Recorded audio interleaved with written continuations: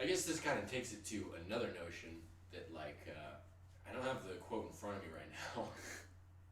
I could spend time looking for it, but I don't have it in front of me. But it was something to the effect that Mike Brown said something about he kind of wants his guys to be a little more, in terms of like lighting that fire under each other. Maybe, again, on that notion of coming like from within, he kind of wants his guys to challenge each other a little bit more, I think. And that always kind of made me think, it's like, because it sounds like Fox and Sabonis do a pretty good job of doing that, but I think he wants the other guys to be doing it and have like this culture of accountability, kind of, because they already have kind of instilled a decent one, but he wants to take it to another level. And so I almost wonder, like, the Kings too nice to each other? I mean, they could be. They seem a little... Because Mike Brown went on and said, like, you know, being with the Warriors, it was like you could say stuff to each other because everybody's trying to achieve the same thing. And again, I'm kind of taking this, paraphrasing it, but, you know. And I guess that kind of, like, is the only way to get to that level, again, is that losing? Get to lose? I mean, sure. This team, in their first season together, they've only won. You know? It's like they haven't experienced a losing season as this unit, right? Yeah. And so it's just like good times right now. I mean, yeah, you can get mad at each other, but at the end of the day, they're in the 3rd seed right now. Maybe we'll see this a little more in the playoffs. And like looking at this team, like who's that vocal guy in the locker room that's really going to challenge someone? Like you're talking about the Warriors. Clearly, you have Draymond Green, right? But it's like I don't see Sabonis doing it. I sure as hell don't see Fox doing that. Mm-hmm. And I don't really see Harrison Barnes doing it either. And those are your 3 leaders. Yeah.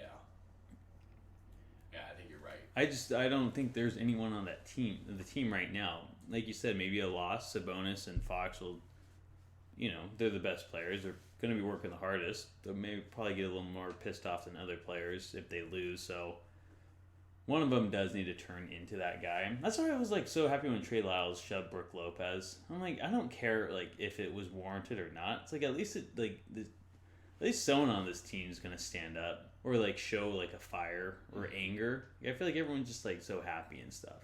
Like choose someone out every now and then. That did kind of have, that was kind of one of the big appeals for why, like the arguments for like why people supported the whole scuffle on the court. But yeah, I mean that makes sense.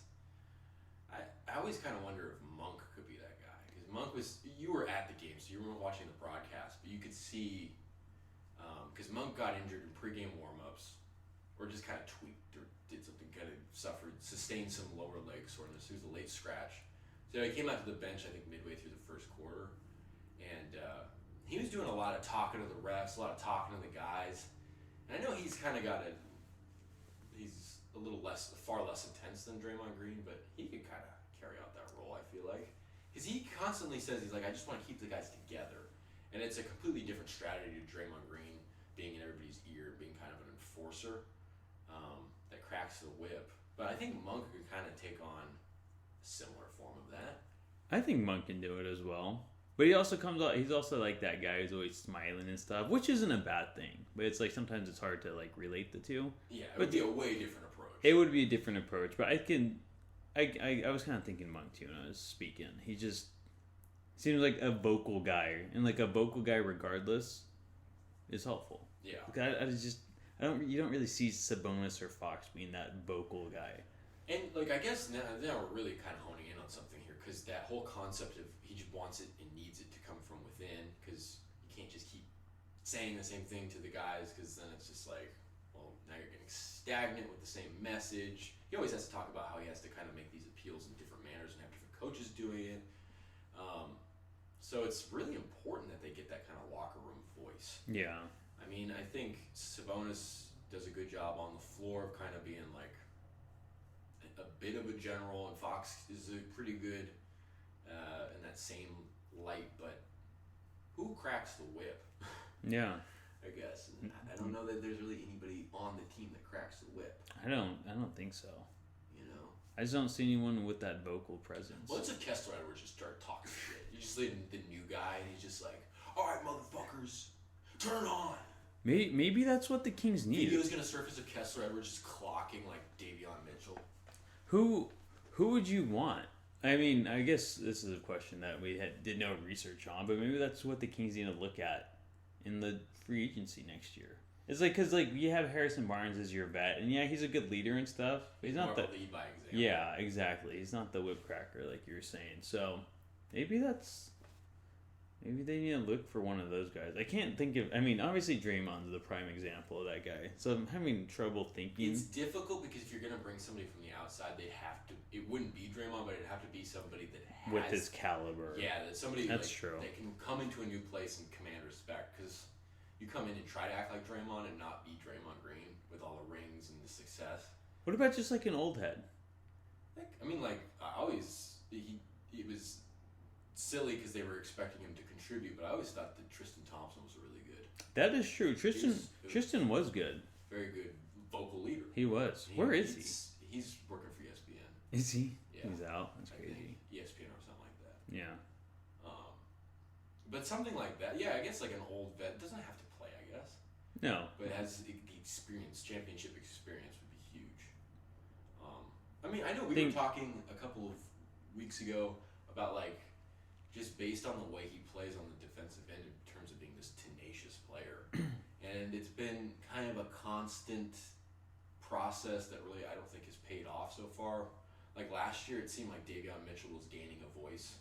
Oh, yeah. It's been really slow for him to kind of like step into things. Even seeing him in his own role this season, it's kind of taken till the last month or two for him to really like nobody's really worried about Davion right now. Looks good, looks confident, looks comfortable. But there's been like that adjustment. And that's the type of guy that like, he does it with his actions because he always plays hard. It's on the defensive end of the floor where that whip cracking, we need to find a different term for that. Yes. Where that gets done and where it's most useful and most needed. I don't know if he has it in him though. Cause he's just a little young still. I mean, talking about a defensive guy like Dellavedova. Delly. But I just don't see him doing that in the locker room. Yeah. And what's up with Delly? He's broke his... Yeah, I caught that. I put it in I could show you right here. I put in my notes that I think he either made a pass or was like getting a pass on the baseline, and you saw him. He went and he was like nursing his hand the whole time in that Friday game against Portland. I admit, I was at Texas Roadhouse. Yeah, in Fairfield. Texas Roadhouse in Fairfield. In Fairfield? Yeah. Oh yeah, you were saying that. Yeah. That's crazy. I missed it. I go by that Texas Roadhouse all the time. I know. It's right out the freeway. It was packed. It was packed. It's a Cattleman's that's over Dixon. Right over here. Oh no, yeah, there's one off of by Hazel. Yeah. Yeah, it's right off the freeway. There's also one in Dixon though too. That's pretty close off the freeway. Yeah, they always. Yeah. But Delly hurt his finger. Why? He's out for the rest of the year, right? Yeah, because there's only like a week left. But like that's. I think they said it was a week or two recovery. Okay, so it wasn't like playoff. We should double check that. I have no idea. But I kind of just saw them. I was like, what? Because he had like the nerve, because it was like a finger injury. So he had like the. Again, you were at the game, so you didn't see it. But when they showed him on the broadcast, his like cast, it had like those little like patches with like the little wires coming from it, so you knew it was like a nerve. Oh, interesting. Yeah. Matthew Dellavedova. Delly does it. What's up, Delly? Oh, I just typed in Matt with an E, so like Matt instead of gloss. But I mean, on the notion of Matthew Dellavedova filling that role, I mean that's a good point because in a lot of ways he does what you want, but he doesn't serve it in that way that you were talking about, and I don't think he really ever has. So that almost kind of points to how how difficult it is to find a guy like that. It is difficult, and that's why we were talking about it this year, going into the season where you really wanted Fox to develop into that leader, and he has. He's definitely been a better leader this year than in years past, but yeah, he still has work to go. Mm-hmm. I mean, the one thing that was interesting about Fox's post-game press conference on Sunday was because like you'll listen to Mike Brown when he talks about the defense. He's like, he'll just say it again and again. It's like we've seen it in spurts. I know they have it in them. They just got to figure it out. Darren Fox is a little bit more alarmed by it. He's just talking about like how unfortunate timing this is all kind of coming around at with the defensive struggles. So there's like, you can tell something's in him where he wants to kind of.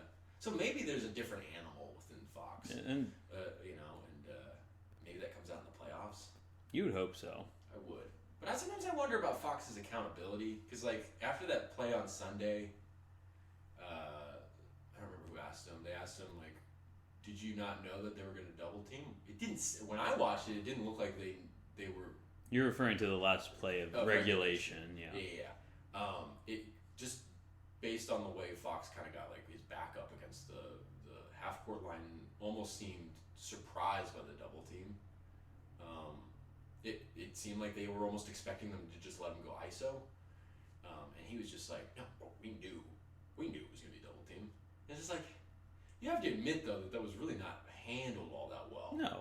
He had his like head turned. I think Keegan Murray's a little late coming up to the wing, because Mike Brown described what was supposed to happen, and I don't know. So just on that point of Fox, it just